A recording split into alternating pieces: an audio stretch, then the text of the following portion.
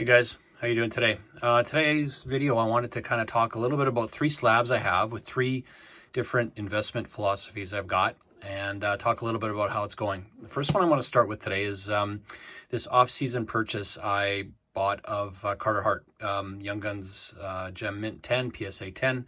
This was an off-season purchase. I bought two of them, and my thought there was he was a rising player, rising young star on an up-and-coming team, new coach. Lane Vigneault having 1 year in. Generally, he's got a good track record of bringing teams along and climbing with good defense and a winning pedigree. And I thought Carter Hart was likely on his way up, and I tried to kind of buy in at a value price. I certainly didn't get a deal on this, but expected certainly upside. Clearly, this year has not gone well for the Flyers or for Carter Hart.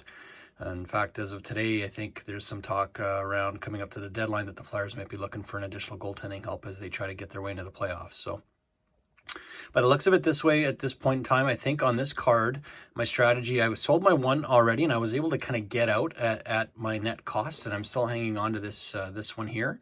I'm underwater a little bit on it, not too much that it's got me concerned. I'm going to be forced to kind of hang on to this and see it through and see if he has a bit of a bounce back as we kind of get back towards playoff time. And maybe they get their way into the playoffs, and in doing so, maybe I get some lift there and I can exit out. I'm not looking to gain on this card at this point. If anything, it's more likely I'm just trying to get my money out and put it into something else. Worst case scenario, if I have to hold it through the off season and kind of relook at the market again at the beginning of next year, I'm happy to do so. So in that case, there's one speculative buy on a younger up-and-comer that, as we all know, those sort of investments in these slabs, they do come with some risk. In this case right now, it's just a matter of time. At this point, I'm not ready to move on it quite yet. Second slab I wanted to share with you that I bought a couple months ago was around Jonathan Toews, BGS 9.5 Young Guns. Obviously, if you've been tracking and following the news there, he hasn't been playing this year at all. He's been hurt. Undisclosed illness, I guess. Hurt isn't the right word, but he's come down with some sort of an illness that precluded him from being able to play. Bought this card as I've been tracking it with some of the online tracking tools. Bought this card on a dip, on a downswing on the price pendulum, if you will.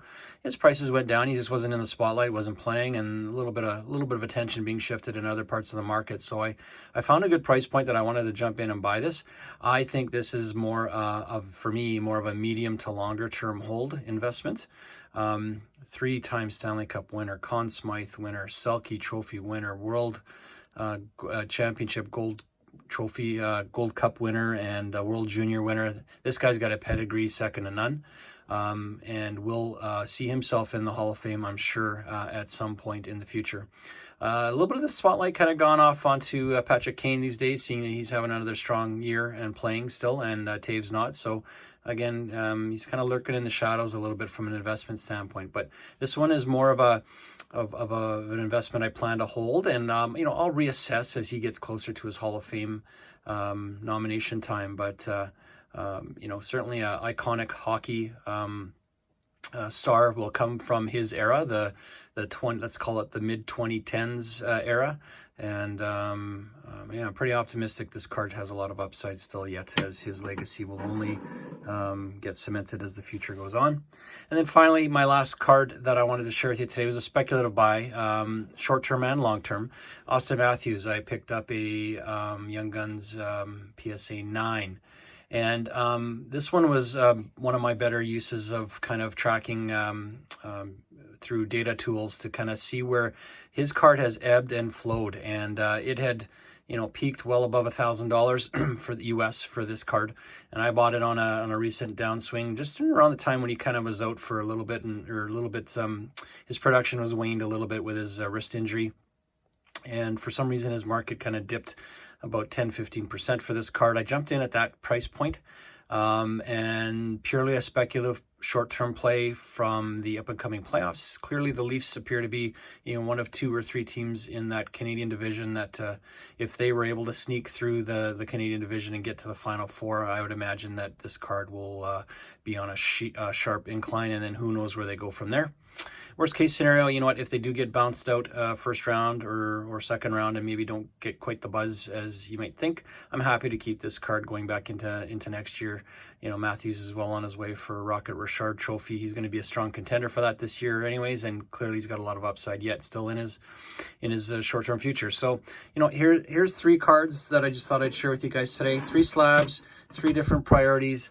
One of a longer term hold, one of a short term kind of speculative play with Matthews, and then one of a bit of a young star growth kind of play there with Carter Hart. And at this point, I would say, 3 mixed results with 3 strategies. Stay tuned. I'll share with you once I do move through my exit strategies over time. I'll kind of share with you kind of how it turned out for me. But for today, I just thought I'd kind of share 3 perspectives on 3 different slabs with 3 different investment objectives. All right, well, we'll leave it there and we'll talk to you guys again. I'm out.